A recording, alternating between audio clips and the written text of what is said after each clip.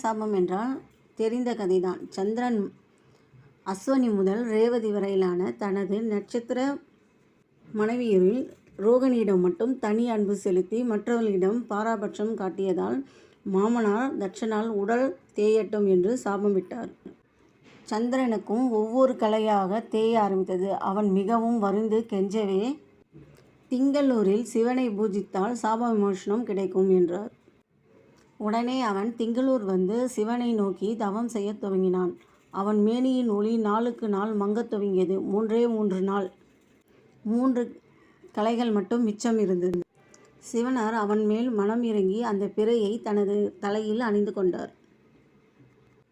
கொடுத்த வாக்கை மீறிய அவனுக்கு 16 கலைகளும் கிடைக்கப்பெற்றாலும் முழு பொலிவுடன் வருடத்தில் ஒரு நாள், அதாவது ஐப்பசி பௌர்ணமி நாள் மட்டுமே கிடைக்கும். அது மட்டுமல்ல, அவனது ஒளி தினமும் தேயும் முழுவதும் மறைந்து பின்னர் படிப்படி